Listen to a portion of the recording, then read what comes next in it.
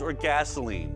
That's because I don't want corporate sponsors telling us what to investigate and what to say. Instead, you're our sponsors. This is a production by our nonprofit, the Informed Consent Action Network. If you want more investigations, more hard-hitting news, if you want the truth, go to ICanDecide.org and donate now.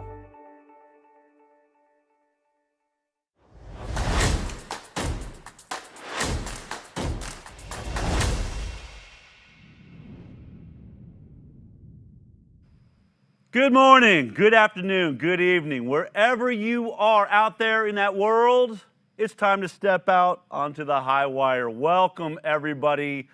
I have to say, last week I started the show out with a bunch of masks and visors and things, and I could barely breathe. I've seen people on trains, God love them, that are, in planes that look like this. But I can tell you I feel a lot better about today's show simply because I've got oxygen making it up into my brain. Today, we are going to focus a lot on the masters of the universe, otherwise known as the flip-flopping flip-floppers. That's right, all of those people that we keep listening to and why we keep listening to them is of great concern to me and probably you. Have you been driving down the road? I mean, this last week in the news, I swear my head has been spinning. I'm like, wait a minute. Did they just, am I with them? Am I against them? I mean, I don't know if they're playing a reverse psychology game. I can't tell if I'm with the politicians. I don't know if Fauci's on my side, he's against me. I mean, it's like being caught in a riptide. But let's get started with that mask issue because obviously Tony Fauci has been all over the map, and I kind of want to go through it because it also brings up, are there some new players on the field? Is somebody else in charge? Let's start out with the first statement that Tony Fauci ever made about masks at the beginning of this pandemic. Right now in the United States, people should not be walking around with masks. You're sure of it? Because people are listening really closely to this. Right now, people should not be walking. There's no reason to be walking around with a mask. When you're in the middle of an outbreak, wearing a mask might make people feel a little bit better, and it might even block a droplet, but it's not providing the perfect protection that people think that it is. And often, there are unintended consequences. People keep fiddling with the mask, and they keep touching their face. I mean, I don't know how you get around the fact that that statement was made. I mean, you got the reporter right there saying, okay, now are you sure about this? Because people are going to be taking this very seriously. Oh, I'm totally sure. Let me lock myself in on this statement. Now, we know it's gone then to masks and mandates across the country, but then last week we're talking about this incredible statement. A lot of folks are hearing now about double masking, wearing two masks or trying to get one of those N95 medical grade masks. It likely does because, I mean, this is a physical covering to prevent droplets and virus to get in. So if you have a physical covering with one layer, you put another layer on, it just makes common sense that it likely would be more effective. And that's the reason why you see people either double masking or doing a version of an N95. This guy, man, this guy. So then all of a sudden that breaks into a bunch of headlines all the way into, two masks is great, but what about three masks? I mean, we see, are two masks better than one? Double masking just makes common sense to help prevent COVID-19 spread, Fauci says. And then look at this, double mask efficiency, 75%. How about triple masking? Efficiency is 90%. But we have a brand new player, really. I don't know if this is the new Scott Atlas or perhaps the Fauci of the future, but we're talking about Michael Osterholm spoke out about this two-mask discussion. This is now, I think, one of the major contributors to the conversation inside the White House with Biden. This is what he had to say about the common sense of two masks. What we're concerned about is that many of these face cloth coverings do have already compromised fit or filtration capacity. If you add on another mask, you may actually make it tougher for the air to move through the two cloth area, and then at that point it causes more air to actually leak around the sides, which actually enhances your ability to get infected. So I'm not saying that some couldn't be used in a better way, but at the same time there are many that you may do more harm. May do more harm, and even made headlines. New York Post writing this. The infectious disease expert, he's an expert, warns double masking can do more harm. What's this? Do we have a battle inside of the White House? I mean, last week we were talking about how Birx and Fauci couldn't wait to get Atlas out of it because, I mean, he was just putting up conflicting information. Now we've got Osterholm in there, obviously does not agree with Tony Fauci. So what happens? Does Tony Fauci stand his ground or does he roll with Osterholm? Take a look at this. There are many people who feel, you know, if you really want to have an extra little bit of protection, maybe I should put 2 masks on. There's nothing wrong with that, but there's no data that indicates that that is going to make a difference. And that's the reason why the CDC has not changed the recommendation. Oh, wait a minute. Last week, Tony, you were saying we're just going to stick to the science. No more speculation. Going to be transparent with the people. I mean, honestly, I want to do a documentary someday on the world's greatest failure. The man who failed forward better than anybody else. Anthony Fauci is literally like the Carl Lewis of failing forward. Nobody fails faster, harder than Tony Fauci. I mean, he can say and has said absolutely everything possible. No matter what happens at the end of this pandemic, Tony Fauci will be able to say to you, I told you that. It's absolutely outrageous why anyone listens to this man, how he is still in charge of anything, and the people that I see out there online celebrating him, it is mind-boggling to me. But perhaps even more mind-boggling is maybe, I think, one of the greatest flip-flops, certainly in the last year, because remember, who's got us in the middle of this? Who really saw that this was going to be a giant pandemic or the pandemic of the century? None other than the greatest master of the universe at the current moment, Bill Gates. This is what he said at the beginning of the pandemic. The headline was, Bill Gates. The coronavirus may be a once-in-a-century pathogen we've been worried about. Now, we know that he was running all of these different Event 201s and practicing for this moment. Bill Gates, we must prepare for the next pandemic like we prepared for war. This is his new statement now, right? He's changing the idea. First of all, this was supposed to be the once-in-a-century pandemic, right? But then this headline comes out this week. Bill Gates warns that a next pandemic could be 10 times worse. Wait a minute, 10 times worse than the greatest pandemic of the century? Huh? Aru?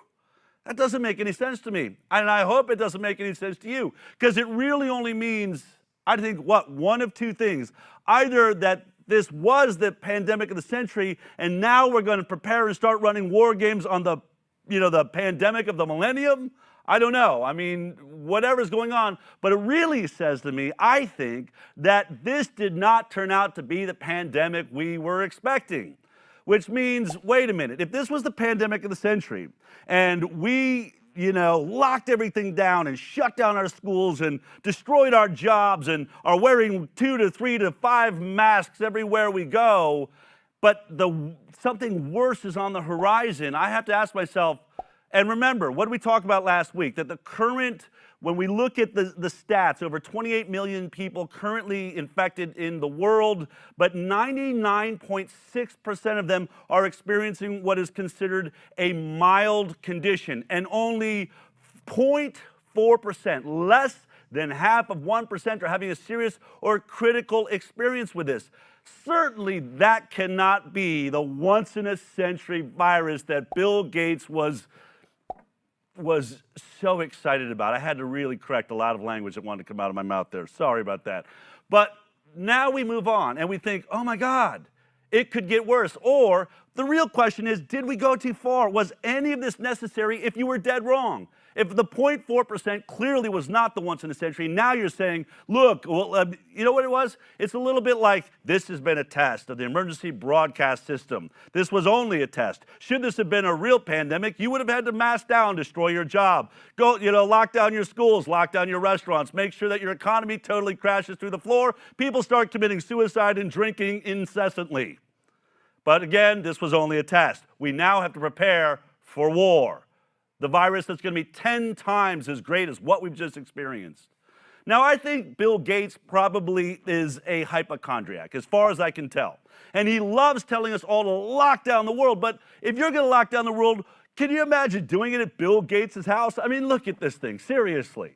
I mean, the bouncing billionaire, Bill Gates, confirms he has a trampoline room in his $95.8 million Seattle mansion, among other quirky features.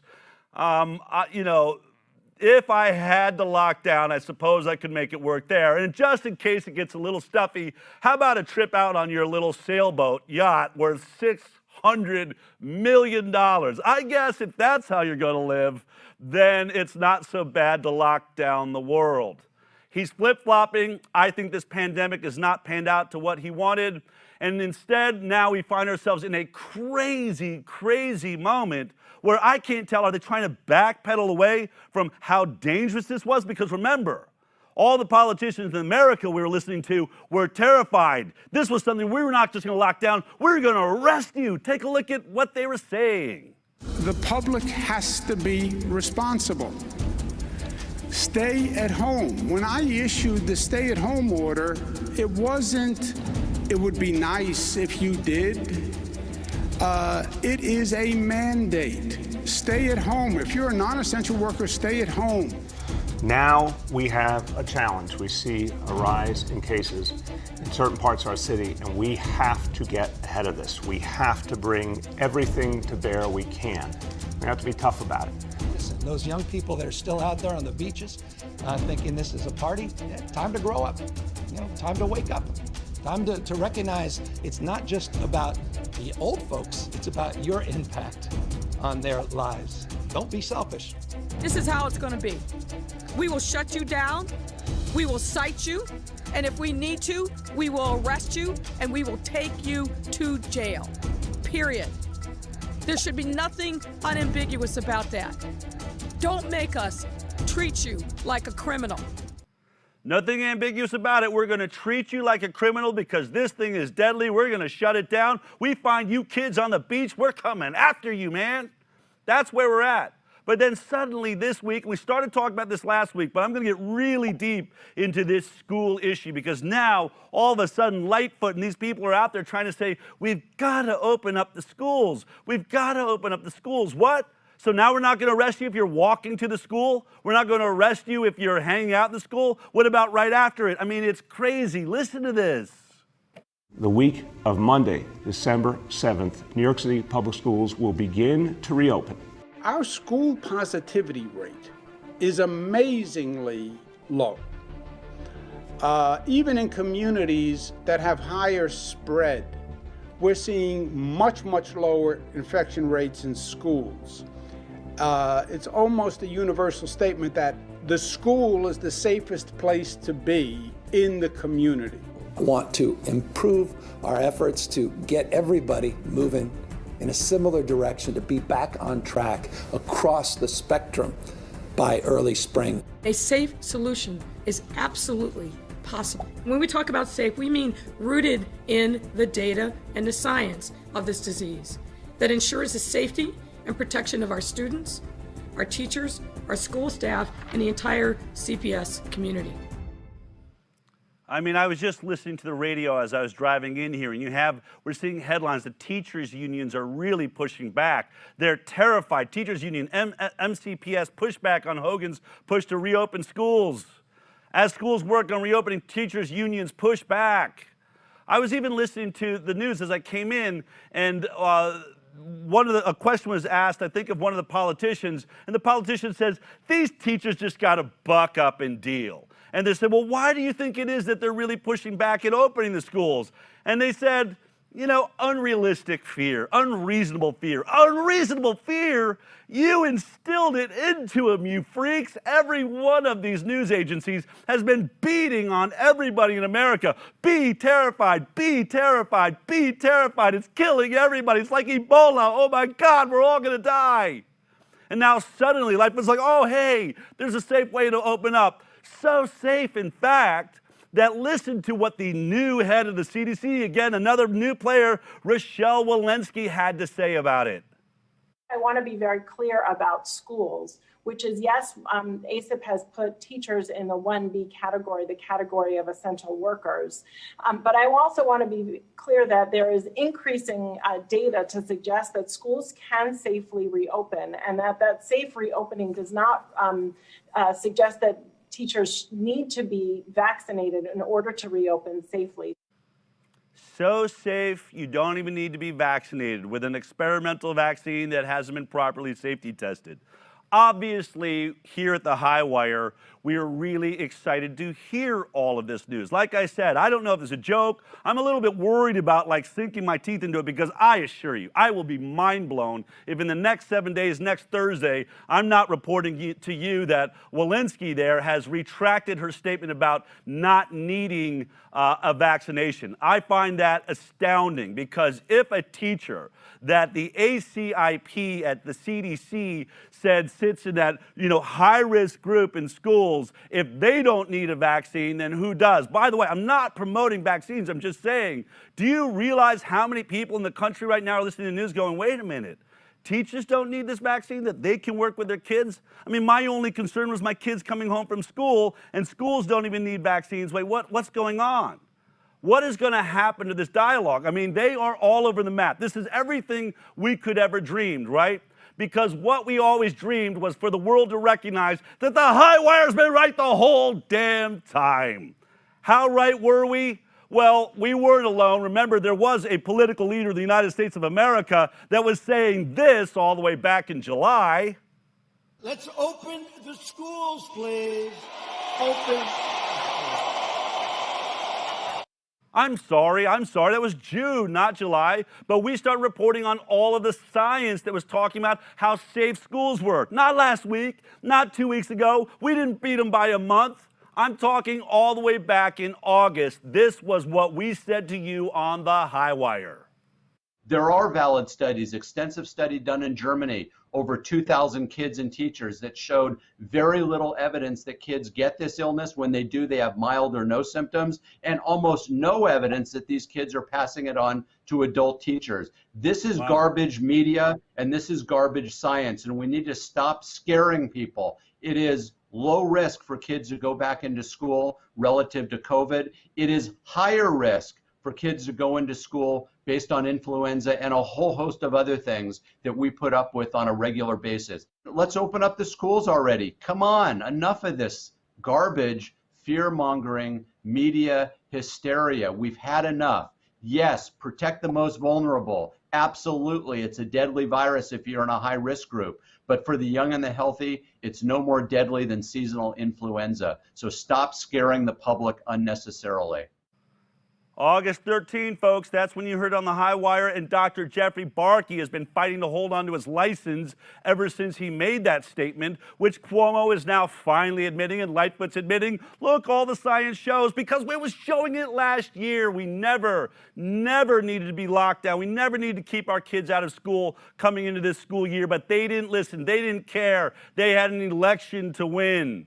But now, all of a sudden, now that we're in the clear, hopefully someone will start admitting that Dr. Jeffrey Barkey had it right all the time. And I can't wait to hear when Andrew Cuomo says everybody should start watching the Highwire, because as it turns out, they're usually 6 months ahead of everybody else.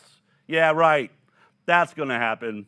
But we'll still be here, and you still will know that you can trust us, because I got more coming up today. We've got an amazing show. I'm going to get deeper into schools on our brand new set. Remember, as you've been donating to us, I want you to know that we're not bringing in like the greatest architects in the world. I built the stage that you're going to see today with my own bare hands with Chase Anderson over there.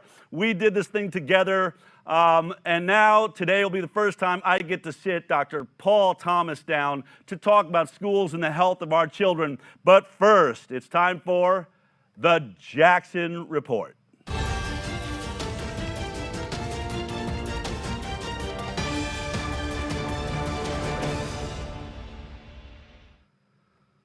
I don't know, Jeffrey, are we supposed to just gloat? Are we supposed to be careful? Is this some sort of, are they luring us in?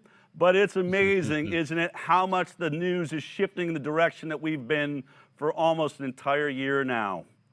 It's incredible. It's absolutely incredible. And boy, there is a lot going on, and we're going to get right into it and talk about it. You mentioned New York Governor Andrew Cuomo. Yeah. If you've been listening to Andrew Cuomo over the past, year with the coronavirus, you would see headlines like this with regards to his nursing home. it never happened. Cuomo denies causing 6,500 nursing home deaths. In here, he says, this is during one of his PowerPoint teleconferences, we never scrambled for beds. We never needed nursing home beds because we always had hospital beds. So it just never happened in New York where we needed to say to a nursing home, we need you to take this person even though they're COVID positive. What is he talking about? What? On March... No, we've been covering this at the show here. And there's been a lot. I remember very clearly they signed a little law that said exactly that, right? Yes. Yeah, it's his Department of Health, Zucker, yes, Michael Zucker. So basically, he Howard put out Zucker. an order on. Got it. Yep, thank go you. ahead. Yes, thank you. On March 25th. Now, it's been since scrapped from the website. So they flushed that down the memory hole. It's gone. But we have it up there. We put it up there. And it basically said that no resident shall be denied admission or readmission to a nursing home based on their COVID test or alleged COVID status. So it made them kind of a protected citizen, not to be discriminated against. And the nursing homes weren't even able to look at the medical records and ask and inquire about this. So what happened was that the nursing homes became packed with these with COVID patients, right. And we know that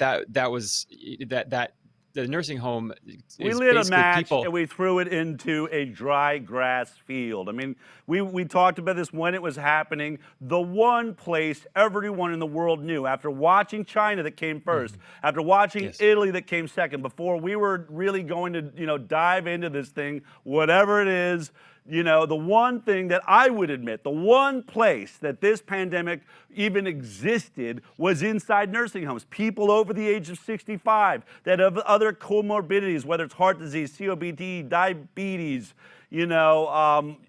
heart disease, all of those things were what were really contributing factors. And this guy, we even had the nurses and doctors that have been inside New York City saying they're sending these people away, that they don't want the elderly taking up the beds, so they're sending them into the nursing homes. Well, now he's under he's in a lot of trouble, right? Right. And just to be clear, Zucker's order went from March 25th to May 10th. That is perfectly in the peak of the high mortalities for this. So they couldn't have timed it any worse. It's absolute fatal error. Now, what happened is once eyes became on that, Cuomo and Zucker went on kind of the scapegoat tour. They blamed God, they blamed Republicans, they blamed the New York Post for reporting on it. And the New York Post had been reporting on it with headlines like this all along. Opinion pieces by Michael Goodwin. No, Governor Cuomo, New York's nursing home carnage is your fault. Now, fast forward to present day, we have headlines that are looking like this out of Business Insider. Cuomo lied, and now we know it. This has been an incredible week in New York. One of the things that happened was the New York Attorney General, Letitia James. She released a 76-page report on the nursing homes, and this is what it had to say. So the Office of the Attorney General received 774 complaints on the hotline through August 3rd. What they did is they started a hotline because there were so many complaints coming in. And additional 179 complaints were received through November 16th. OAG also continued to receive allegations of COVID-19 related neglect of residents through pre-existing reporting systems. In conclusion, the report says, this preliminary data for the 62 facilities and time periods noted above suggests that COVID-19 resident deaths associated with nursing homes in New York State appear to be undercounted by Department of Health by approximately 50%. Whoa. The report forced Howard Zucker. Yes, that is a gigantic boom. That report forced Howard Zucker to finally release figures, which pushed the total up above almost to 13,000. The day before her report, those figures were about 8,700. So it forced them to release those. But there's also other stuff happening. Let's take a look at what happened in a Senate committee hearing in New York just on Monday. There was a lot of action, and this is what it looked like. Okay. I would like to move a motion pursuant to Section 62A of the legislative law that this committee, by a majority vote, issue a subpoena to Health Commissioner Howard Zucker, his staff, to produce all records relative to nursing home deaths due to COVID and those deaths that also occurred in hospitals due to COVID. Certainly in light of the bombshell report that came out last week from Attorney General of the state of New York On procedural grounds, unfortunately, Senator O'Mara, your motion cannot proceed. And if you would like to make a motion at a future committee meeting, pursuant to what Nick Rangel just advised, you'll have to submit it in writing. That is a dereliction of our duty and the Senate Investigations Committee. And this is a subpoena that should be issued. I don't believe there's any need for any written motion to be made. So I want to thank all of you for being on this committee. Chairman, if I may be heard, and making this committee Mr. Chairman, as if I may be productive as heard, it has been. The only thing you've made clear here today is that you're not allowing this committee to Has take the a chair vote on recognized issuing a Senator subpoena. O'Mara?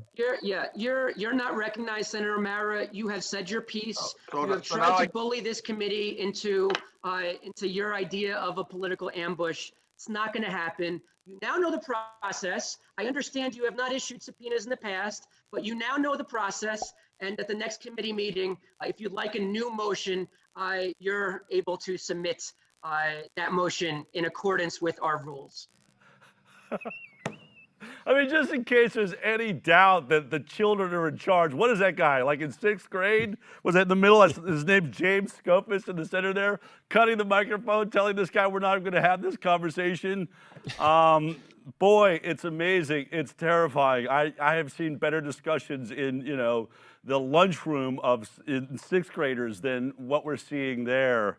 Incredible, Yeah. but this is a big deal, right? They're trying to get the data. There's pushback on releasing data. People that are trying to ask for the data or subpoena for it are having their microphones cut in New York. What an outrageous circus it is.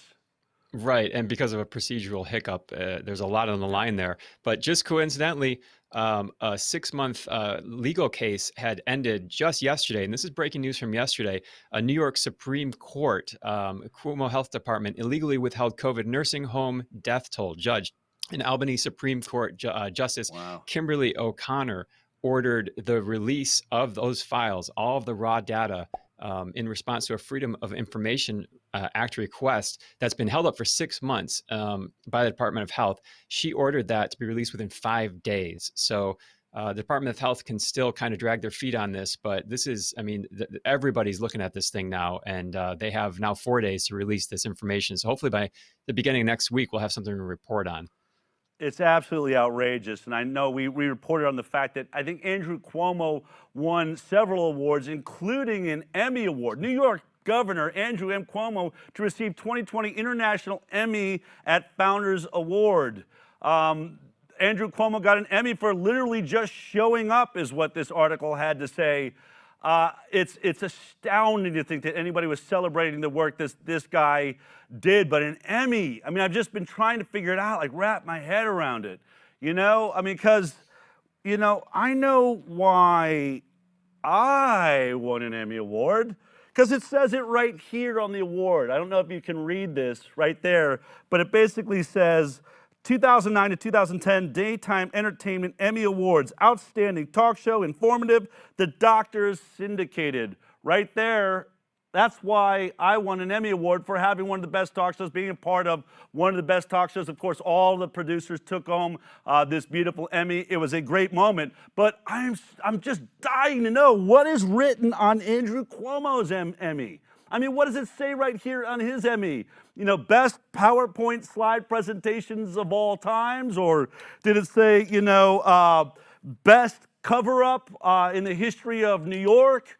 Or, best stay on any truth whatsoever? I don't know. All I know is that there's times when an Emmy Award or some awards should be given back. I mean, I was alive to watch Milli Vanilli receive their Grammys until we discovered that they weren't singing any of their songs, and guess what? They had to give their Grammy back. So, a lot of people are calling for Andrew Cuomo to have his job removed. He should be impeached. But I think at the very least, it's time to hand that Emmy back. Andrew, you really don't deserve it. What a mess. What a disaster. What an embarrassment he is to governorship, and especially to the history of a state that I was born in, New York State, where I met my wife in New York State. I love New York, and I would really like to see it get some better leadership. Amazing. Amen to that. Well, let's move on to some positive developments. There has been a ton of them over the last week or two. Starting in Italy, It appears that the health departments across Europe are starting to get the picture that there is a big lack of data. This is Italy cautious on AstraZeneca vaccine for over 55s. This is the Italian Medicine Agency. They say there's a level of uncertainty about the jab's effectiveness in people over 55. So they're saying they're poorly represented in the trials, and they're basically not going to give those vaccines to those people. Then Germany follows suit. Germany, a little older, 10 years older, but and this is a rare admission by CNN. German officials say AstraZeneca vaccine shouldn't be given to over 65s, citing lack of data. This is the Standing Committee on Vaccination at the Germany's Robert Koch Institute, and they actually said there's no conclusion about the efficacy and the safety in those age groups. So they were even more forthcoming in Germany. And then France, probably the biggest, the opening salvo here. France said that it says no to AstraZeneca's virus vaccine for people over 65. French President Emmanuel Macron went to public and said that, and this is what the article says. It says France high authority for health said it recommended that the vaccine be given preferentially to people under 65. It says it will review this guidance when AstraZeneca has more data on the vaccine's effectiveness in older people. Amen to this. This just seems like common sense. And these are big headlines. We really should have been seeing these headlines from the get-go with pregnant women, with transmission, with ADE. But, hallelujah for seeing these things just with the older 65s, because these are the first phase in those countries of people who should be getting these vaccines. Isn't it amazing? I mean, we're finally coming around to, again, I feel like there's an awakening going on. A lot of this show is going to talk about how you just can't avoid the truth. You may not be tuned in the Highwire, but eventually the truth keeps pounding you in the forehead no matter where you're looking. And in this situation, we talk about the 0.4% around the world. And by the way, it's about 0.24 or 0.26% is the serious to critical, those that are getting COVID-19. For the 99.6% to 99.74% of Americans, this is a mild cough. You might have the sniffles. And so when you think about that 0.4%, literally is the people over the age of 65, yet not one of these trials, that's the one thing they avoided. They went with like healthy middle-aged people in their trials, when the only people that needed this vaccine, if anybody did at all, was over the age of 65 with other comorbidities. And now you have to admit, how do we give it to the one group we didn't test it on? But the newsflash really is why didn't you test it on the only group that needed it? Amazing. Well said. There's more, well right? Yeah, well, there's a lot more. Let's look at the legal and ethical front. So the Council of Europe, this is Europe's leading human rights organization. It represents about 27 member states, about 800 million people. They came out and they gave just an amazing statement. This is Resolution 2361 on COVID-19 vaccines, ethical, legal, and practical considerations. And it says, with respect to ensuring a high level of vaccine acceptance, it wants to ensure that citizens are informed that vaccination is not compulsory and that no one is under political, social, or other pressure to be vaccinated if he or she does not wish to do so personally. It also calls for making transparent the safety and the side effects, and it calls for people who don't want the vaccine because of personal choice or because of health medical issues that may come in the way of that vaccine to not be discriminated against. Now, this is not legally binding, but the Council of Europe is a leading human rights organization. So if anything does go to court, courts typically side with these base human rights and ethics edicts, if you will, over state constitutions and state laws. So this is a big shockwave that's being sent through Europe right now, kind of to put a stake in the ground. And then bringing it back over to the U.S., the Michigan Supreme Court, this was back in October. They ruled Governor Whitmer's constitutional, or the court confirms Whitmer's orders are out. This was her lockdown orders. They ruled them unconstitutional by a 6-1 decision. Wow. So that shockwave is now kind of paying dividends. So we see 1,600 cases. This is out of Wayne County. Michigan County prosecutor dismisses 1,600 cases stemming from coronavirus restrictions violations. The Wayne County order said, this was Kim Worthy, that was the prosecutor there. They're saying basically they're going to dismiss all cases issued under the government's executive order during the COVID crisis. Pretty big stuff there. And this is what it actually, Yeah, the press release from them says, as a result of the Michigan Supreme Court ruling, WCPO conducted a review of the cases, and it was determined that there is not a legal basis to proceed with them. WCPO will be dismissing all adjudicated cases and all pending cases. Another boom. Boom. And I mean, I have to tell you, since, you know, we have a legal team and that's half the work that we do, folks, when you're watching all of this, all of these things become elements in the future cases that we're going to bring against employers that try to force vaccines upon employees, or if the governments or state governments ever decide, or health departments, this thing is crumbling. I mean, this is literally just the walls of Jericho are coming down, baby. It's really, really exciting. Absolutely. And it's not just individual states here in the United States. We go back to Germany. A court there just ruled the lockdowns were unconstitutional as well. German court in Weimar declares lockdown unconstitutional. This is being called a landmark decision. It centers around a guy who celebrated his birthday in his backyard with 7 other people from 7 different households. He was fined for this, and because the law said you have to stay in your house with only members of your household.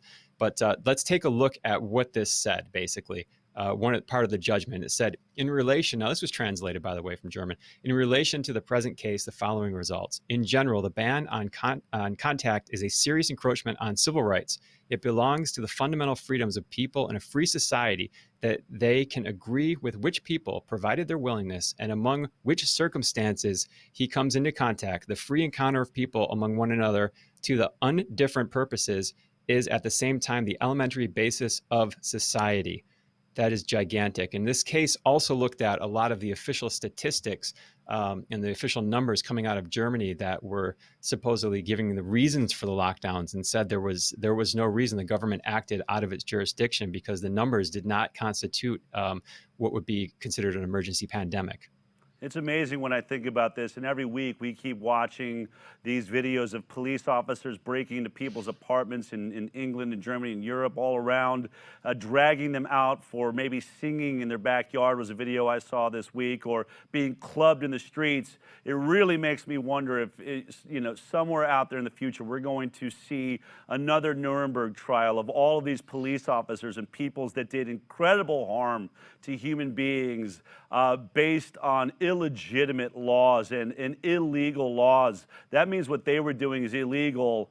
And I don't think that, I mean, I hope that just like the Nuremberg trials, that they're not going to get away with, well, it was just what we were told to do and everybody else was doing it.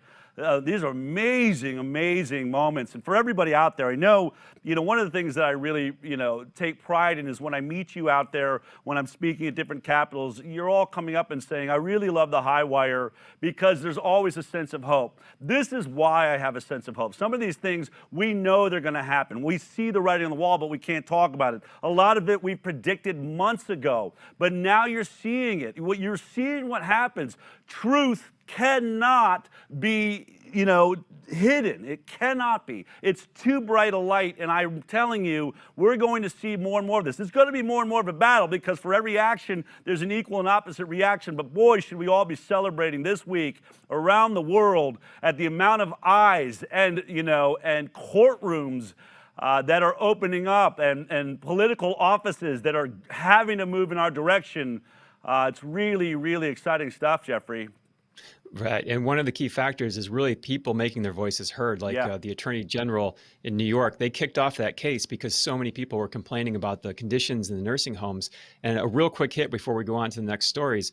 There is a policy by Ryanair, that's an airline carrier. They had, not a policy, it was a commercial, and it was called Jab and Go. And they received 1,600 complaints, and they actually had to pull that commercial. So this is what the headline says. You gotta love these Guardian headlines. They're like paragraphs. Ryanair to withdraw Jab and Go advert, which has been described by an advertising watchdog as misleading, irresponsible, and in poor taste with an inappropriate tone. So basically it was showing a vaccine, and it was saying, you know, since the vaccines are out now, you can get your shot and you can travel to warm places by Easter or summer. A lot of things wrong with that, even though Ryanair did stand by in a statement and said their ad is factually accurate, but apparently they didn't look at the studies for the vaccines when they're talking about that. But again, just a good change there. But really, one of the big stories I was excited to report on here, there's a big change in a narrative that we reported on quite some time ago. And this was the origins of COVID-19, of the coronavirus. And these are some of the headlines that are out now. So this is what we're reading, and they're drastically different than what was a year ago. So this is the Wall Street Journal. The world needs a real investigation into the origins of COVID-19. You think? New York Times, WHO experts who are investigating the origin of the virus visit a lab in Wuhan. And then we go to Nature. Even Nature's talking about this. It says, where did COVID come from? WHO investigation begins, but faces challenges. Now, I wanted to remind everyone and you that we were asking these questions a long time ago, as far back as last February on the show here. Let's take a look at some of the proof of that right on this tape. Coronaviruses from animals routinely infect humans all the time. We see that all the time. Only occasionally does it take off like an epidemic. And so we're looking at something, like I said, I'm 99% sure this is a laboratory sequence. I want to make sure that what you're getting on this show, that you know right now what James is talking about, these are still theories. They haven't been proven as facts, but he's giving you really good scientific basis for why he's coming to conclusions he has. You know, I want to point out, too, just because for the sake of accuracy, that that was Dr. James Lyons-Weiler, who did come back on the show a few weeks later and actually, you know, had changed his perspective, that after talking to a lot of world-renowned scientists, he was then under the impression that this was natural. And I have been saying all along that I don't believe anybody is capable of saying definitively whether this is natural or man-made, and that I believe that the jury is still out. I am looking for definitive proof. I have met scientists, as you well know, that I really trust, that have said that there's no way that the gain of function that we see in this bat coronavirus could have happened in nature. It just jumped too many, it gained too many abilities overnight, that in nature we're tracking it all the time. It's slowly moving along.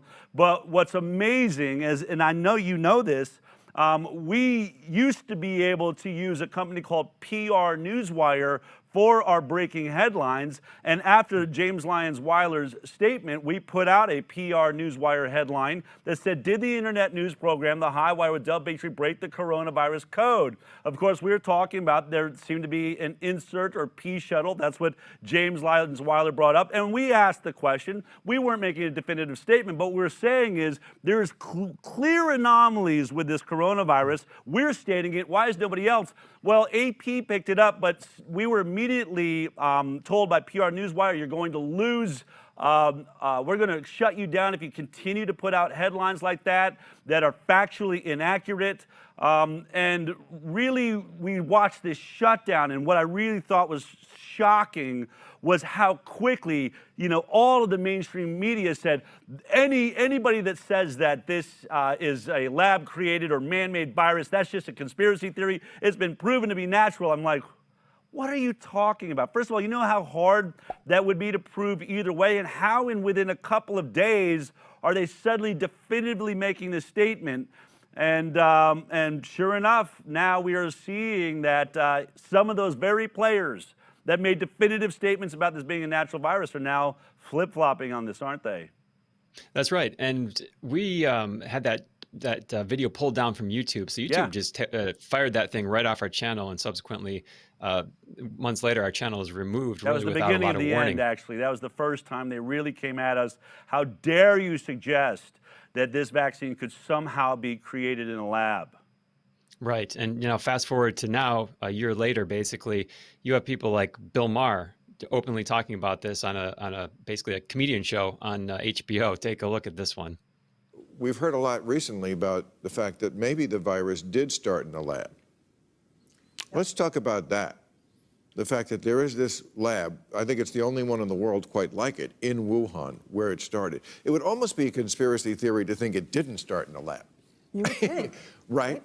And that theory was demonized at first, that, oh, it can't, that, come on, that's conspiracy thinking, that it would started in a lab. But it certainly is a 50-50, would you say that?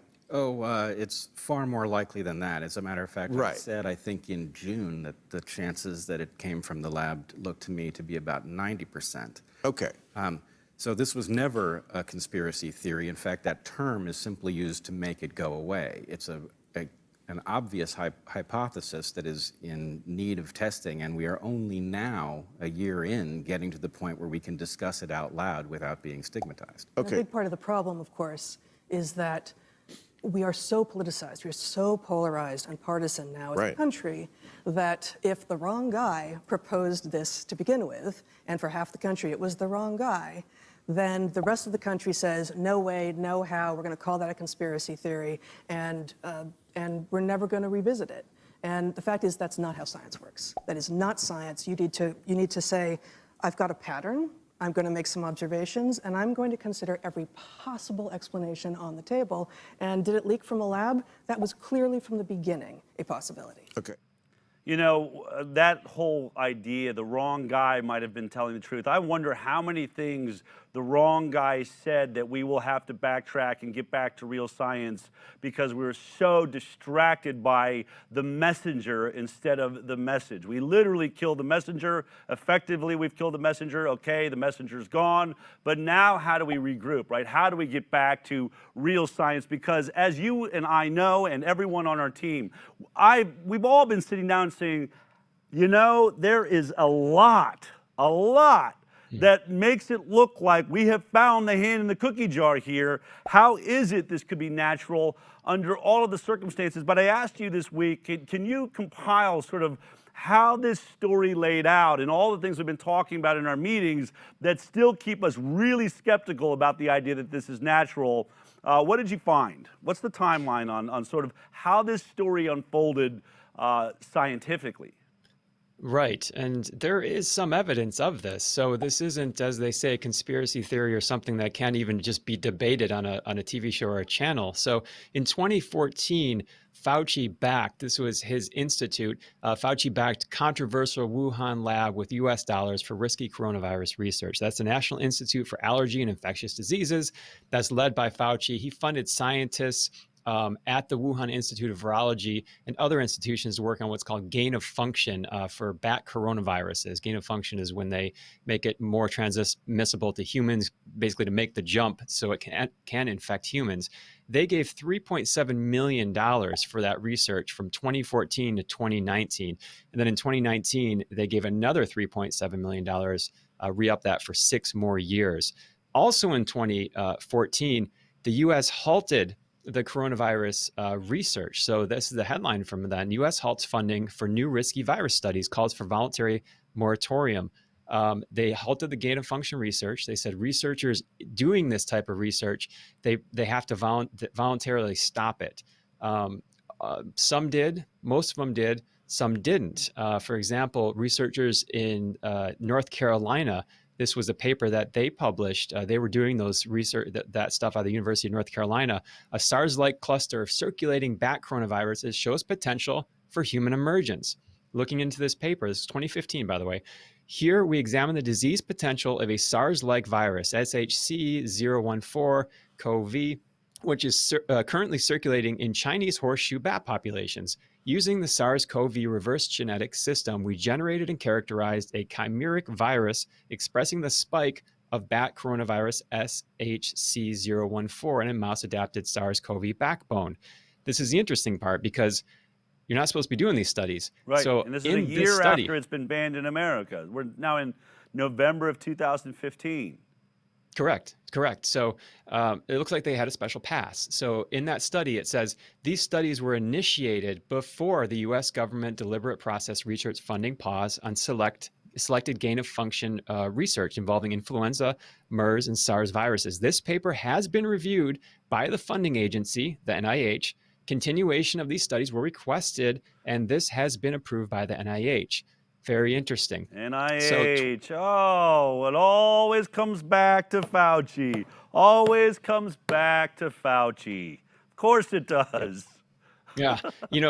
We don't want it to, but this is the evidence and this is what it's showing. So, I mean, it's an open conversation. And here's the evidence. So 2017, the ban was lifted. That started in 2014. So the U.S. lifts ban, this is the headline, on lethal virus experiments despite security risks. What security risk, you might say? Yeah. Well, Business Insider reported, this was out of the Wuhan Institute of Virology. U.S. officials were reportedly concerned that safety breaches at a Wuhan lab studying coronavirus in bats could cause a pandemic. 2 U.S. diplomats, one in Wuhan and one in out of Beijing, a scientist out of Beijing, did several visits to the lab and were very concerned about the safety protocols there, the lack of safety protocols there. And they said that because of those lack of safety protocols, it represented a risk of a new SARS-like pandemic. When was that? When did they visit Wuhan lab? What year was that? That was in 2018. So Wow. the Washington Post obtained cables from these diplomats to the United States, and they were warning of the lax safety protocols there. So that was 2018. And now, fast forward to, we have the WHO just yesterday visits for the first time the Wuhan Institute of Virology, and that's where it's at right now. They're investigating this on a fact-finding mission to investigate the origins of the coronavirus. So if it didn't originate from there, why are they over there? And it's important to note that the WHO is paid, according to their statements, $89 million from China. So it's a small funder, but it's still a funder. That couldn't possibly have any effect on the outcome of this investigation, could it? We'll have to see. Hopefully we can still talk about it and debate it. Absolutely. Wow, that's amazing. You know, just great reporting, Jeffrey, and truly, it's all coming around, right? It's all coming back around. We've been here the whole time. Jeffrey, I couldn't do it without you. I mean, your ability to dig these things up all over the world and the work that you've been doing. So many people call me, text me, write me. I want you to know you have a lot of fans out there, Highwire fans, that just love the work that you're doing, Jeffrey, as I know me and the rest of the team do. So keep up the good work, all right? All right. Thanks, Del. Thank you so much. Excellent. You know, I want to say that one of the things that we try to think of what's the title of today's show, but I just keep thinking common sense, right? We got to get back to common sense. And I want you to just think about this. And I know that most of our audience already does, but for anybody that may be new, just really ask yourself this question. Human nature, this is what brings me here, is I am passionate about studying human nature. I have been asking questions incessantly since I was, 7 years old. And I think it's why I ended up becoming a journalist and a reporter and a producer, is because the study of humanity. Now, I'm asking you, have you ever seen one of your bosses or worked for a company that really, really screws something up and then immediately just declares, oh, I screwed it up, I lost, stockholders' money, or Every time I've ever been around any of that, and I can't say some of them, usually all under non-disclosure agreements, but you've signed them too, every time people try to bury the truth when it's going to screw them or destroy them. So I want to ask you, the moment this virus, appears in China, if this was escaped from a laboratory, what do you think Tony Fauci is going to do? Tony Fauci, that has taken U.S. money during, when it was illegal, before it was illegal, after it was illegal, has been moving funds into the Wuhan laboratory, studying gain of function of what? Bat coronaviruses, right? Whether illegally or for profit or whatever it was. Now all of a sudden, there's warnings. Washington Post has reported there's warnings. People have visited. Something can escape. These labs are not locked down well enough. Another thing you could find that we discussed months ago, and then all of a sudden it gets out, people start dropping like flies. Do you think that if that is the truth, that this came from a lab? Remember, Wuhan, the lab, the one lab we've all been talking about, where SARS bat coronaviruses are being studied and they're doing gain of function work, meaning can we make this jump over to human beings? But no way in hell did it actually get out. That can't possibly be the source in the middle of Wuhan. It can't be the most obvious place you would look. If it is that place, does the WHO admit it? Does China, that is now blaming America and saying America's the one that did this, their studies were the ones, they let this thing loose, and we're saying, you got Trump saying, no, it's China that did it. Is anyone going to admit this? When you look at all the funding coming from China and how much the WHO celebrates China, and the World Economic Forum is saying, oh, we just love China, we should all embrace China and move in the direction of China. Are they going to admit it if it came out of their lab? Is Tony Fauci going to finally admit it and say, yeah, that was my study I had going on, and I'd been visiting the Wuhan lab a lot, and we always knew it could escape the lab? It's never going to happen, folks.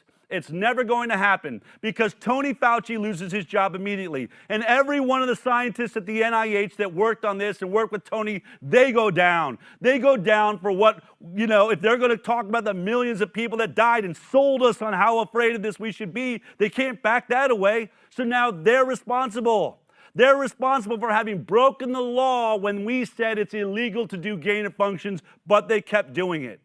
If you really think that these people are going to tell you the truth when the truth is actually right there staring in the face, I think you're crazy.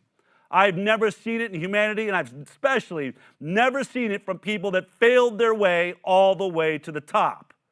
So anybody out there that's waiting for the big declaration that this is a lab-created virus and that Tony Fauci, the United States government, was working with the Chinese government and this thing is just a giant accident, I have news for you.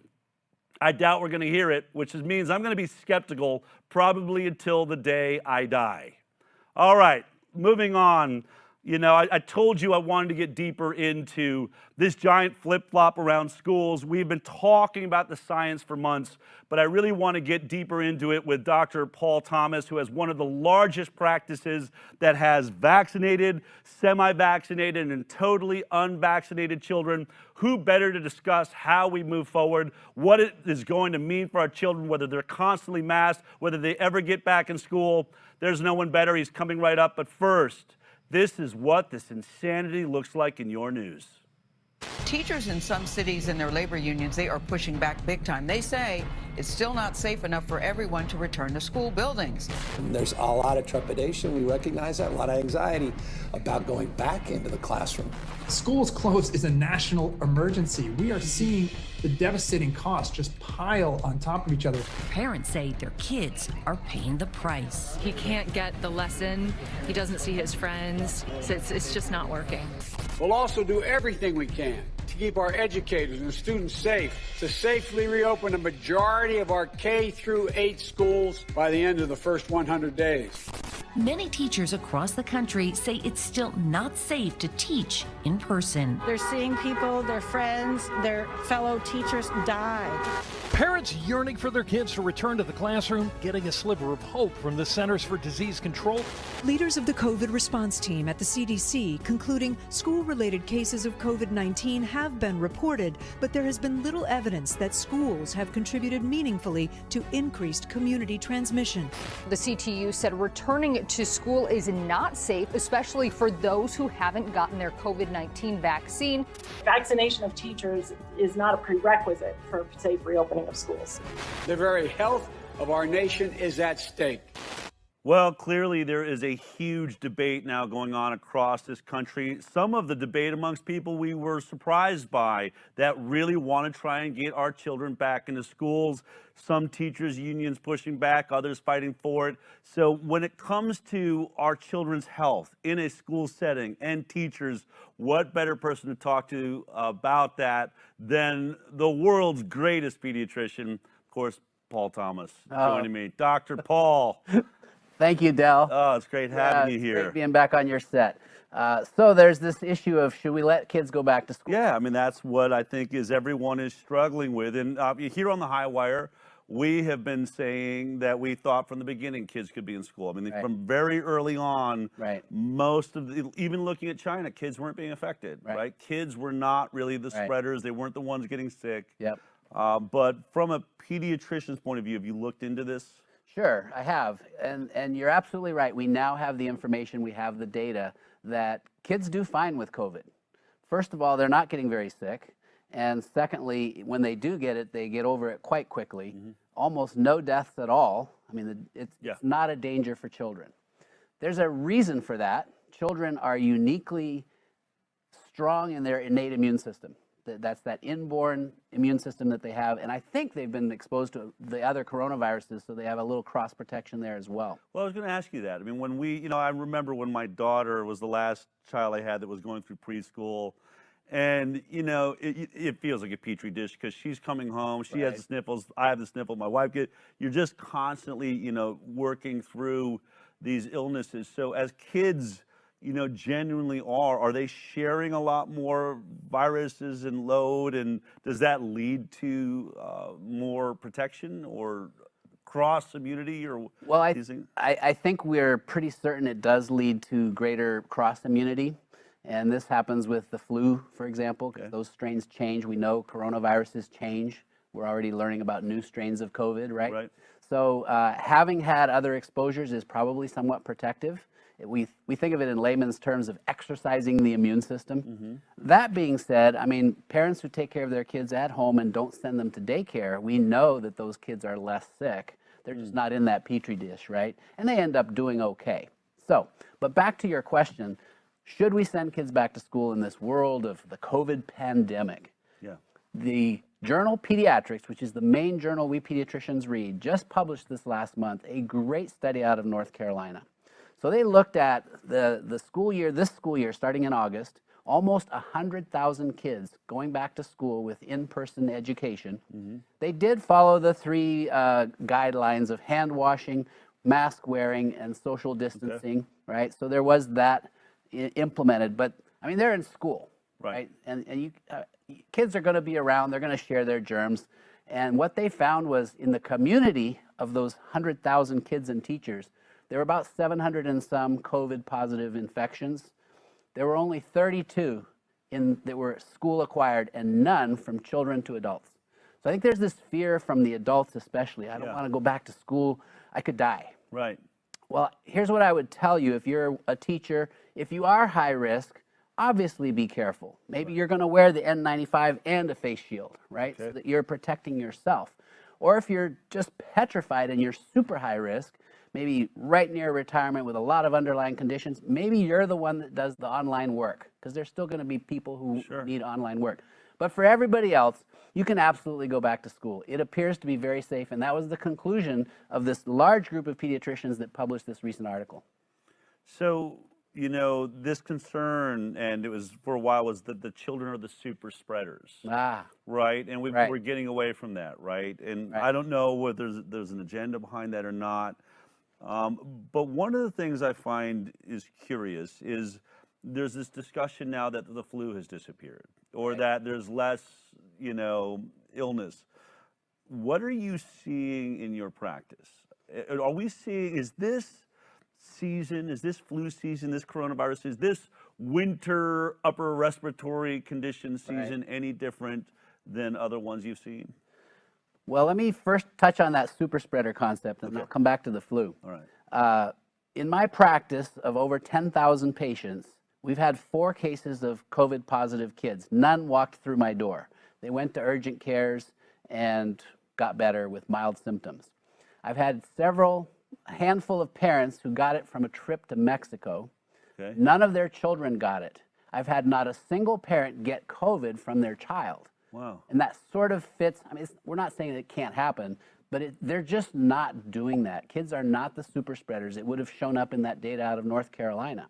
Now, as for the flu, we're not seeing much, but I'm not seeing much COVID either. Okay. Compared to other practices. So my practice might be a little unique.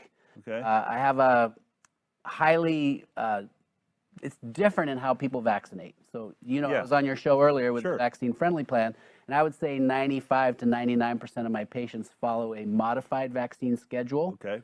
About 5 to 10% don't vaccinate at all. Mm-hmm. Those are the healthiest kids by far. So that might be part of the reason we're seeing less illness. That's been a trend over the years. I'm seeing less and less illness, but this year is different. There's hardly anybody walking through those doors. It might be that because of quarantines, I'm in Oregon, and Oregon's been very strict on quarantines. People just aren't out mingling and sharing germs. So that actually, in some ways, locking people down does mitigate some spread of infectious illness. No doubt. But what are we trading for? Okay. Yeah. We are seeing an epidemic of increased anxiety, depression, ADD, ADHD, learning problems, suicides, drug addiction, child abuse. I mean, all these things are known to be just skyrocketing. I don't think it's a good trade-off. I mean, the fear of this virus has created so many more problems. Well, lockdown, lockdown and fear. Those two things have probably created more problems than anything. I agree with you, and I think that's the question. It's something that's really been chewing at me since last week. We looked at the numbers, and we're seeing in the Worldometer just the current infections of COVID-19 around the world. It's 99.6% are having mild symptoms. It's only 0.4% that are in any sort of serious or critical space. And I just keep asking myself, have we ever had 0.4% of the population dictating what the rest of the healthy people do ever before? You know, I mean, our public health officials responded to the fear. And at first we had this unknown, and so you could kind of not fault them for being careful. But we know now, as you pointed out, we know, especially for children and young adults and even healthy older adults, this is not a big deal. And we know that. So we need to just scrap the current approach and get back to a sensible approach. I know you've covered this, but the use of PCR to diagnose has created this massive false positive rate. It's in the 90% over. So what we have is an epidemic of false positive cases. Right? So it's a case count that in most cases doesn't represent an infection at all. So when you look at, I just read a study recently where they looked at the mortality in the United States from 2010 each year all the way to 2020. And the excess mortality in 2020 was 4,000 and something. But they're claiming over 400,000 deaths from COVID. That doesn't add up. So the only explanation is diagnostic substitution. So before, if you died of the flu, now it would be labeled COVID. Before, if you died of a heart attack or a motor vehicle accident even, it's so you're saying when we're seeing these headlines that the flu has disappeared, that your theory is that we just took all the people that would be diagnosed with the flu and called that COVID? Well, that's a big piece of it. You know, the other piece we started off talking about was there's probably is less flu because of quarantine. Okay. But absolutely. We knew before, when you had 40 to 60,000 flu deaths, those were just any death from a respiratory condition was labeled flu. It wasn't that they were diagnosed with an influenza swab, because we have that data. It's available on the CDC. Flu swab positives run about 5–10%. Really? At the height of the flu season, it might reach 15%.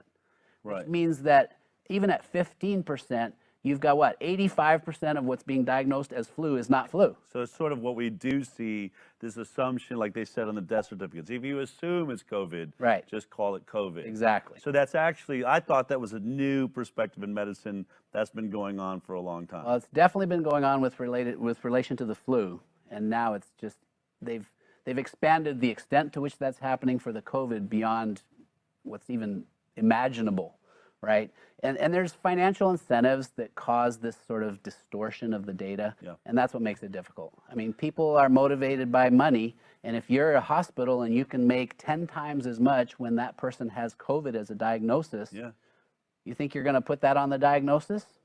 Well, especially when other wings of your hospital are shut down, your oncologists aren't working, your heart doctors aren't working. You know, you need to make that money somewhere. I've walked through the hospitals since this started, and they've never been busy. Right? You'll hear on the news more recently, well, the ICUs are full. But what percentage of those full are COVID?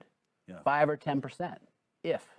Wow. They're full because they've gotten back to business as usual and they're taking care of everything. I have a question for you. I wonder if you've asked yourself this question. You know, and I have friends and people out there that have said, see, you were wrong. Look how bad this thing is. Look how long it's gone on. And I asked myself, and I wondered, do you ask yourself, what would this have looked like had we just dealt with it the way we always had? If we'd all just walked through our lives, no one wore masks, we just, you know, would we still be in, you know, would this virus still be around? Would we be talking about the mutations? Did we slow the spread of this down? Did we get overly focused? Right. Did we flatten the curve? Did we flatten the curve? I bet we did a bit. I mean, you can't deny that there is some human-to-human transmission going on, and we can't deny that it's a real deal. I mean, I had a friend who almost died. I've talked to many people who've had loved ones die of COVID. Many cases they had underlying conditions. They were in trouble health-wise anyway, but it was the last straw. Yeah. Had we not done all this flattening of the curve, what would have happened? I mean, we can look at countries where they didn't quarantine as greatly, right? Like Sweden, I think. And it wasn't the huge disaster that everybody said it would be. It almost looks similar. It doesn't look that different. So we can only use that as a model for maybe it wouldn't have been such a big disaster after all. I certainly think we now know you can kind of loosen up and get back to life. You know, those who are at high risk, be careful. Yeah. Yeah. Well, obviously, you've come under a lot of fire. We had you on before because you have a practice of 10,000 children, and you were able to compare your fully vaccinated, your partially vaccinated to your completely unvaccinated. That data is now out. It's published. Right. 5 days after being published. Yep. They are going after your license. Yeah, my attorney gave me a phone call and said, I've got some bad news for you. Last Thursday, he called me on a Friday or Saturday. The board had an emergency meeting and they have emergently suspended your license to practice medicine. Now, we were already under board review for numerous other things. They've just been going after me one thing after another, pretty much since my book was published. Yep. So this was a clear response to the publication of that data. And that data, I know you've seen it, it's just powerful. Powerful data. If you take the body from head to toe and you look at the unvaxxed, which I had 561 unvaccinated patients in my practice, and we just looked at those born into my practice. So it's not the 10,000, it's 3,000 some that were born into my practice. So it's a similar group between the unvaxxed, controlled group. You don't have all these other variables. And for eye infections, way up in the vaccinated, ear infections, throat infections, allergies, and then you go on down for lung infections, take it to the whole body, ADD, ADHD, anemia, all significantly increased. I mean, the curves are just astounding. You'll see on the summary, the orange curve for those with vaccines just goes up and up and up over the years, and it's almost flatline for the unvaxxed. I mean, this is what I was feeling was going on in my practice because my unvaxxed were never ill. Yeah. But to see it in a peer-reviewed, rigorously reviewed journal article, the data, which was blinded and then reviewed and brought to the public, speaks for itself. And this is what's been missing. It's interesting because I keep wondering, to myself, how do pediatricians keep moving on? Don't you see the amount of sickness and the illness? But when you just said that, most pediatricians now are kicking the unvaccinated out of their practice. So they're not getting a comparative view. Yeah, Del, they don't see it. I'm in this very unique position, probably the only pediatrician in this country with a large enough population of unvaccinated, but still a huge population of vaccinated to be able to see the difference. You know, when I was in a group practice that practiced mainstream medicine and the full CDC schedule, kids were just sick. That's all I knew. And it happened gradually. So I've been doing this for 35 years. Yeah. And gradually kids are getting sicker and sicker. Gradually there's more and more ADD, more ADHD, anxiety, depression, autism, allergies, autoimmunity. It's just up over time. Now you add that unvaxxed group that's just been exploding because I honor informed consent. Basically, I tell parents they get to decide. We go over risk and benefit. That's how it should be. And so now when they get kicked out of other practices, they come to my practice and boom, it's now obvious. So I owed it to society to share this data because I'm in this unique position of having this data. And to do otherwise would be unethical, in my opinion. Yeah. When we look at the idea of quarantining children, quarantining ourselves, not coming, wearing masks, I think I have a real concern that this is here to stay. That this approach, when we hear Bill Gates right now is saying, oh, you thought that one was bad, wait till the next one. As though I thought, and I'm thinking, I thought this was the once in a century virus. So we're waiting for the once in millennia virus, or was this overstated? But you get this sense that the WHO and these people in control of health around the world really want to see us masked and covered and hiding and socially distancing and working from home and schooling from home. And, I see these helmets, that are starting to be advertised, to walk around and have air and a helmet on. Is it possible that we could hide so successfully from viruses and bacteria that we get to a point where we can't actually walk safely, on this planet? Because I think about like the Native Americans, right? How when Europeans came here, smallpox wiped them out. Yeah. I mean, the Europeans were used to it. They had you know. So that's a perfect example. And we know that you put a kid in a bubble and you don't let their immune system develop, they die. When they get exposed to almost anything, they die. Our immune system needs to be exposed to this variety of things. And what keeps us healthy, Del, you know this, is a healthy immune system. Vaccines shift you towards allergy and autoimmunity. It does not boost your overall immune system. It might help you make antibodies for that one thing. But then, of course, as we know with the flu and what's going to be happening with COVID, it's going to be the same thing. It keeps changing. So now what are you going to do? Chase it with a new vaccine every year? Right. Further tipping people into autoimmunity and harming their immune systems. No, that is absolutely the wrong approach. But it's all our public health officials know. Yeah. Right? So it's that paradigm of there's got to be a pharmaceutical product for everything, and vaccines are the only solution. And I think, frankly, they're wrong. I mean, you've come the full journey. If anyone's allowed to say that, I think you're the guy. Hey, I am not anti-vaccine as such, but I've become aware of vaccine risk to the point where now I've got data that I can share with the world. It's published. Folks, we got to wake up. Yeah. Right? I mean, this is not a joke anymore that you can just keep hammering more and more vaccines when they never studied the full schedule. They just keep adding and adding and adding. Well, speaking of sharing data, yes. You know, I know you're licensed, you're in the courts right now or trying to deal with that, but you've decided no matter what, you do want to get the information out to the public, so you've got a brand new weekly talk show. Tell me about it. Well, you know, when they yanked my license on an emergency basis, I can't see patients anymore, Del. And so I thought to myself, how can I help the most people? And I thought about the one show in my world that I'm aware of. Oh, your show. I said, this guy's getting it done. You're getting it done. Yeah. And so I wanted to jump on that bandwagon of getting the information out to the people. We need more people talking the truth, getting the facts out to people. So I've started a show. We're calling it Against the Wind, Doctors and Science Under Fire. Okay.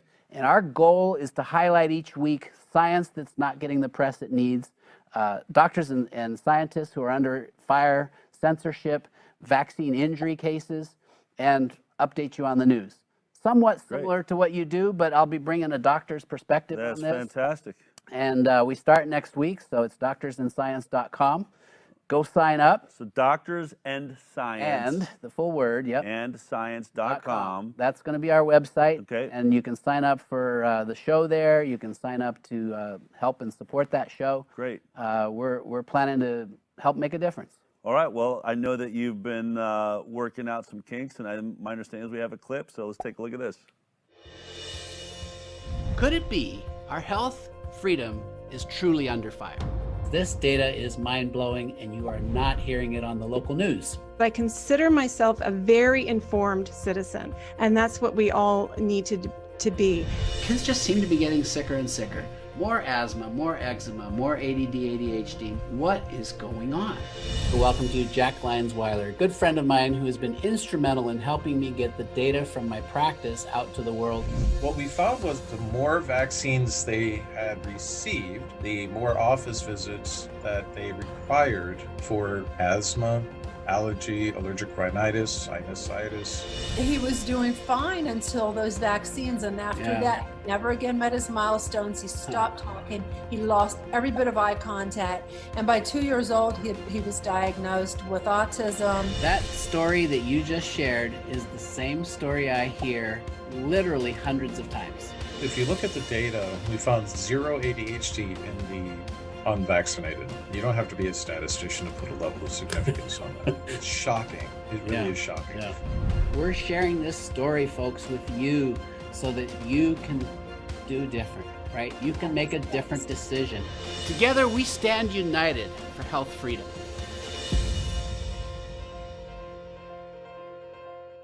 Is there going to be a particular day that that's going to air, or when the new episodes are coming out? Right. So we're going to air it on Tuesdays. Okay. My desire was weekly, but I got into this and realized, wow, there's a lot of work involved. Yeah. And then when I visit you and I see a whole army of helpers, and I'm thinking, no wonder I'm struggling. So we're going to go every other week on a Tuesday until we raise the funds to be able to bring a stronger team to do a weekly. Yeah, it's true. It takes a lot of work. And I'll tell you, if you went to my old haunt over at CBS, you talk about an army. Yeah. You know, we do a lot with little, but we are very blessed to have an amazing team that makes all this possible. I'm really excited. The more the merrier.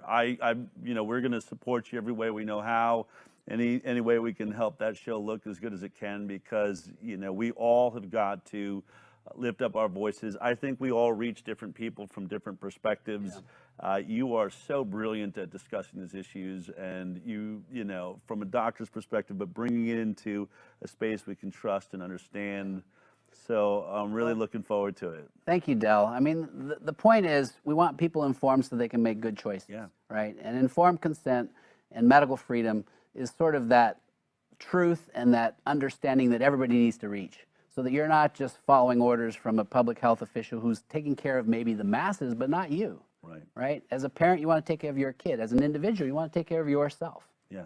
So we hope to help that along. I think you will, and you know, best of luck on the show, all of your endeavors. And look, I hope you hold on to your license. But I know, you know, Andy Wakefield, who I've worked a lot with, just always believed I was supposed to get in the media, and look what he's done. Vaxxed and the 1986 and the great work and movies he's done. So we all find our place, and life continues on. And absolutely. So I'm really looking forward to this new venture of yours. So good luck with everything. Thank you, Del, and thanks for your mentorship. Absolutely. We'll be there the whole way. All right, cool. All right, everybody. Well, make sure that you get over and check out Paul's show at doctorsandscience.com.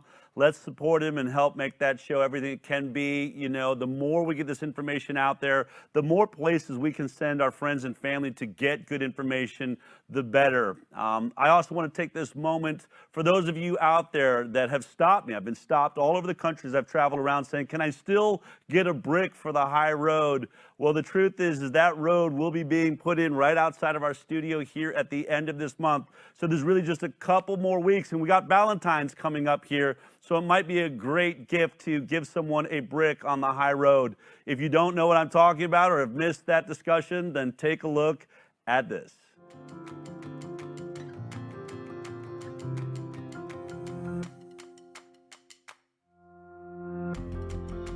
Because of the generosity of many of our donors, we have been able to acquire a property of our own. And every Thursday I have to walk from those offices over to where our studio is being put together.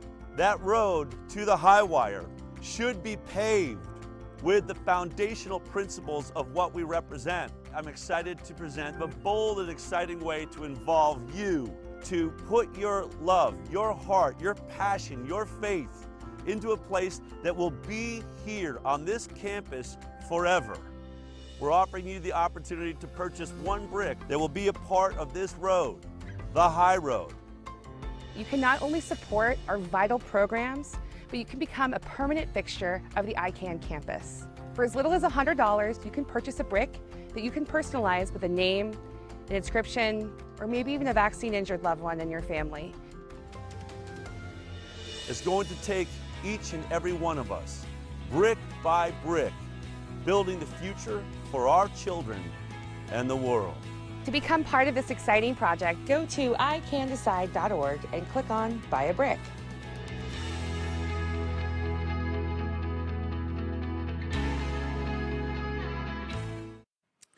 I want to thank everybody that is a recurring donor to iCanDecide.org. Those of you that have purchased bricks, you're the ones making all this possible. You're the reason over the last several years that we get to celebrate days like today to show that we have been right all along. And that's you, right? Many of you write in. Have you seen this story, Del? Have you recognized, have you interviewed this person? You're all a part of making this happen. And the part of it you don't see is the absolute assault that I'm under based on the work that we do over the last really 2 weeks. And I had an opportunity to play one of the interviews I had with a reporter, but I am fielding I think over a dozen now interviews with CNN, New York Times, Washington Post, Wall Street Journal, all of them in some way or another. Every one of these, they're talking about ICANN and whether or not it's how we took PPP or how do we feel good about spreading misinformation, just misinformation. Bigtree and misinformation, the Highwire and misinformation, ICANN and misinformation. And we've shown you all day long, all through this show, how many times that we've been right about critical issues. We told you kids could go back to school. We told you that masks weren't doing anything. I mean, all along the way, we have been bringing you the truth. And I can't tell you how annoying it is to have to listen to these pipsqueaks at these, mainstream media outlets that tell me how we are spreading misinformation when all they do on a constant basis is instill fear and, use lies and deceit and manipulations to drive agendas for politicians, for pharmaceutical companies, and none of that is happening here. This is the one place where I can point to, our history and say we've gotten it right, and it's the one place where we keep delivering to you the actual scientific data. So for those of you that don't know, maybe you're brand new and you'll say, wow, that was an amazing show. They really did show that over the last couple of years they've been right about all of these things. I want you to know that one of the things that makes us confident about what we do is how transparent we are. Every single Monday, we deliver a newsletter that has all of the links to all of the scientific data, all of the peer-reviewed data that we're providing so that you can do your own investigation. I want to say it, I want to make it clear because I'm about to go off on a tirade about critical thinking or having an open mind or how to, have common sense. Man, how many of you are out there as frustrated as I am at the lack of common sense? But in the end, common sense is driven by your ability to research, and I am not on this show trying to tell you what to think. I am trying to help us all remember how to think, how to do research, where do we look, where should we be skeptical, what things don't make any sense whatsoever. And speaking of not making sense, I saw a video that has just, again, these things keep me up at night, and I'm not sure why until it sinks in. And I was, telling everyone on the team, what is it about this video? So before I get into what I recognize is bothering me, let's just watch this video. This is Dr. Paul Offit. He created the rotavirus vaccine. Originally, he said that he thought a vaccine for coronavirus, especially mRNA, should be tested for years. It could be very dangerous. He then flip-flopped and another flip-flopper, but I don't want to waste the time on that. I want to play this video for you right now, being interviewed right before he gets his second vaccination for the COVID-19 vaccine. Take a look at this. This has a difficult safety profile, these vaccines. I mean, you can get fever, headache, chills, muscle aches, fatigue. I mean, when I got my first dose, I had, the next day I had about 12 hours of fever and fatigue. It really knocked me out. So I'm, a little scared of getting my dose on Saturday. But that's why I did it on Saturday. It gives me a couple days to, chill out. He seems really flippant about it, right? I'm really scared about getting my second shot, but he talks about the first shot knocked me out, as he describes it. Fever, chills, I was knocked out. And, the second one's even supposed to be worse. I think I told you last week, I was on an airplane landing, and a couple of nurses around me said, boy, that first shot was a doozy, and tomorrow I'm getting my second one. I took a couple days off because I've heard that one really is intense. I've got a couple days off, and the woman in front of me in the seat, comes up over the back and says, my husband's a firefighter, and he told me that the vaccination was far worse with the symptoms than actually having the virus because we both had coronavirus earlier this year. So all this discussion about the second shot and how scared they are. I want to talk about what are they scared of. Here's just some of the descriptions that we've shared on the show before and some new ones that are being discussed. This is an article we talked about before. This was coronavirus vaccine trial participants report day-long exhaustion, fever, and headaches, but say it's worth it. Listen to this story. Another participant in Pfizer's trial said he was up all night after the first shot from the pain of the injection. The booster injection he received caused more of that same pain in his arm, followed by intense flu-like symptoms that hit him around 1 a.m. He couldn't sleep that night without an electric blanket and shook so hard that it became uncontrollable and he cracked part of his tooth from chattering them. It hurt to even just lay in my bed sheet, he said, before he decided to see a doctor. Another description, 19-year-old hospitalized in ICU days after receiving his second Pfizer vaccine. A 19-year-old was hospitalized with myocarditis, inflammation of the heart muscle, 5 days after receiving his second dose of the coronavirus vaccine, Terham Emergency Medical Clinic reported Monday. From when he had received the second dose, he had experienced an accelerated heartbeat, along with shortness of breath and sharp pains that were radiating down his left arm, according to Terham's Dr. Badarni Baha. And then the second, so this article just came out this week. This was like an excuse, right? Get ready for it, everybody. Get ready, but it's okay. And this is probably what really led me to my conclusion I'm going to get to, that a friend of mine posted this and said, see, I didn't say that there weren't injuries. I was just saying they were the expected injuries.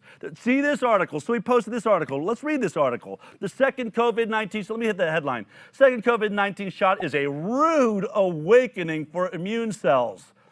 At about 2 a.m. on Thursday morning, I woke up to find my husband shivering beside me for hours. He had been tossing in bed, exhausted but unable to sleep, nursing chills, a fever, and an agonizingly sore left arm. His teeth chattered, his forehead was freckled with sweat, and as I lay next to him, cinching blanket after blanket around his arms, I felt an immense sense of relief.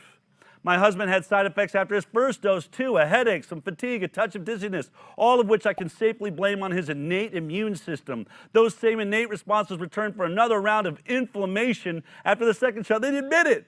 They return to inflame your body, inflammation after the second shot. But the ruckus raised after the second injection might be a double whammy. The expected innate cells might be further egged on and amplified by a less sluggish surge of adaptive cells concentrated near where the needle goes in. When you listen to these descriptions, and this is my point, when you listen to these descriptions from healthy people, remember most of the people in the trials were perfectly healthy, almost all of them reporting how sick they got after the second shot. Paul Offit, who still looks genuinely pretty healthy, I don't know how old he is, I'm going to guess he's in his 50s somewhere. He's nervous about the second shot because of all those things we said, which just, to me, begs the question that if it can make healthy people that sick, where you're fevering and having chills and cracking a tooth, do you really believe these headlines? Fact check. ABC News, no link between COVID-19 vaccines and those who die after receiving them. Verify, no evidence yet to suggest COVID-19 vaccine is leading to nursing home deaths. Are you freaking kidding me? This is what I want to say.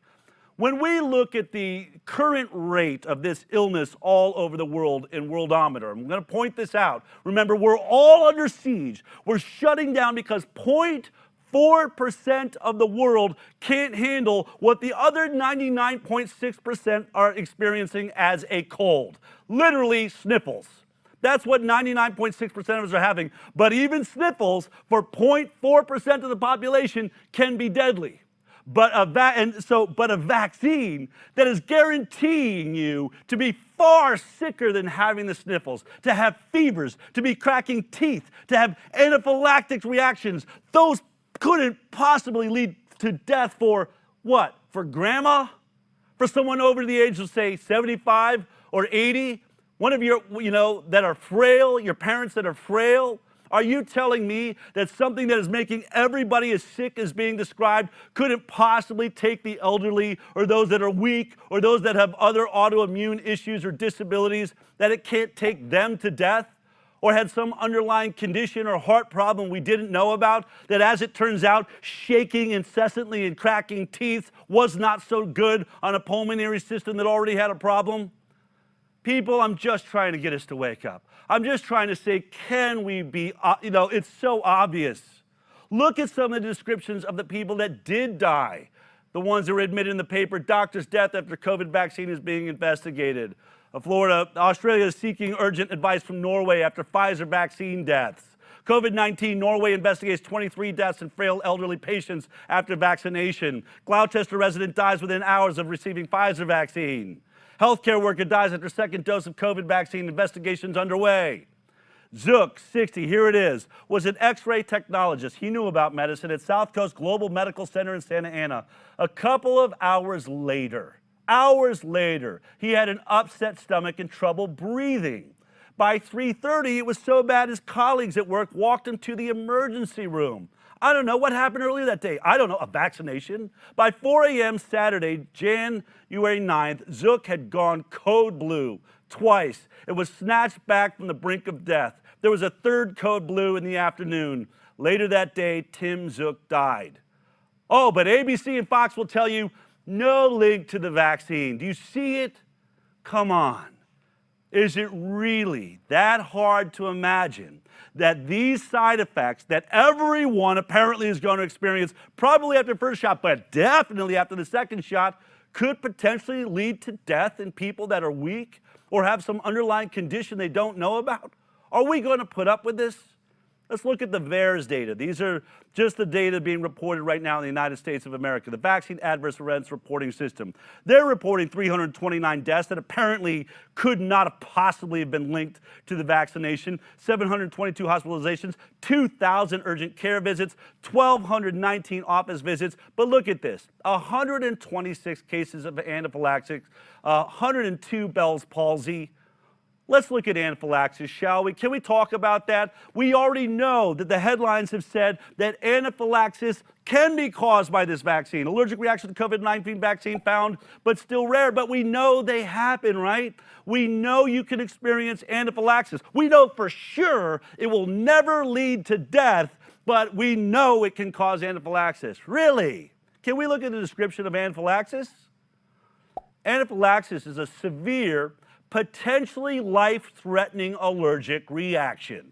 It can occur within seconds or minutes of exposure to something you're allergic to, such as peanuts or bee stings, or, as we know, the COVID-19 vaccine. Anaphylaxis requires an injection of epinephrine and a follow-up trip to an emergency room. If you don't have epinephrine, you need to go to an emergency room immediately. If anaphylaxis isn't treated right away, it can be fatal. Shame on you, Fox. Shame on you, ABC. Shame on any reporter, any news agency that dares to put out the headline that there is no link to the vaccine and death, or the vaccines and these adverse reactions. Do you think we were born yesterday? Again, be honest with yourselves. With government officials that have spent billions and billions of dollars stockpiling vaccines before the safety trials even were conducted, then bailed out of those safety trials using their regulatory agencies like the NHS in England and CDC and FDA here. Do you really think they're going to tell you, oh yeah, those hundreds and thousands of deadly reactions and fevers and anaphylaxis and hospital trips and paralysis in the face and paralysis throughout the body and shaking incidences, yeah, those were caused by the vaccines we represented to you? Come on, people. Isn't it obvious? These people lie for a living. I've been saying it for 5 years before we even got to a COVID-19 vaccine. They lied about your children's vaccines, and now they're lying bold-facedly to you on television, on the news. This is how they do it, folks. And I don't think it could have been said any better than another reporter that bailed out of mainstream media just like I did. I'm talking about Alex Berenson from the New York Times. He bailed out because he couldn't take it anymore. I'm not going to take it anymore is what everybody that is a journalist should say, just like the Film Network said. What did he tweet out this week? I thought it was perfect. What exactly is the standard of proof for post-vaccination adverse events? Does the Oracle of Delphi have to say the vaccine is responsible? Must Jesus convene a fact-finding committee? Because the normal rules, plausibility, temporality, repeated events do not seem to apply. Before you all say, I know it, Del, I'm with you, man, but there are so many stupid people out there. Remember that no matter how many headlines they tell us, people lining up, people giving up their place in line, they just can't get to this vaccine soon enough in order to convince us that, oh my God, there's a rush on the vaccine. Everybody now wants it. The history has changed. We're no longer afraid of it. Bull crap, we're not, because this New York Post headline said it all. 51% of Americans would refuse or delay a COVID vaccine, survey finds. Well, people are smarter than we realize. And every one of you that keeps telling your friends, hey, go check out the Highwire.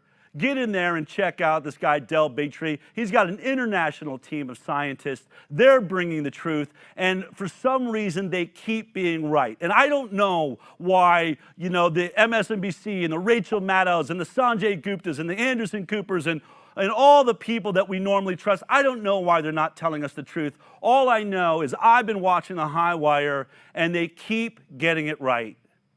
We're getting it right because we simply have common sense that begins our journey. Just like for you, there should be red flags that go off when you hear everybody's going to be sick as a dog from the second shot, but nobody can be killed by it. I need your help.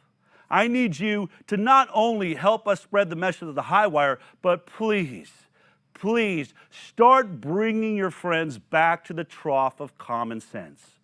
This is what the Highwire is all about. We are trying to make common sense common again.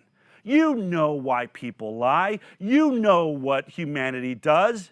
You've worked for bosses that are corrupt. You know what it means when a company has to make money and they've made a mistake and they could lose everything and their stock market might bail out on them. You know what we do. You know what we do when we spill oil in the ocean. We don't call up everybody and say, hey, we just spilled oil in the ocean. Come help us out. No, we bury it. We make it sink. We start using products to hide the problem. Just like when we were 3 years old and we got stuck with our hand in the cookie jar. The nature of humanity is to lie, to blame somebody else. And that's what journalists are supposed to be alive for, is to call it out, to say, you know what, that just sounds really suspicious. It's really suspicious that the heart of a virus that's been pumped by Bill Gates lines up with funding from Bill Gates and Tony Fauci and the U.S. government at the very lab, in the very town, in the very hamlet where this thing supposedly starts. Could it be that it came from that lab? Shouldn't we seriously put on trial certainly any news network and any social media platform that tells us we're not even allowed to ask that question? Stop listening to people that don't let you answer the obvious question. No good can come from them. No information can ever be trusted. Stop trusting liars. Start joining the truth.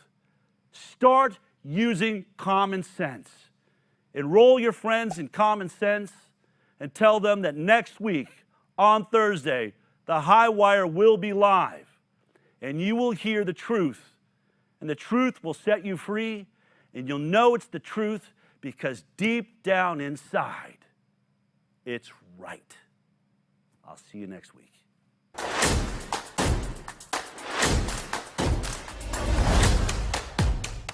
Thanks for watching, and thanks to the Highwire insiders who make this show possible. If you'd like to become a Highwire insider, then go to our website, thehighwire.com, and sign up now. And please, share the show. We're on Instagram, Twitter, BitChute, and now on Roku. Because knowledge is power, censorship is real, and we need all the help we can get.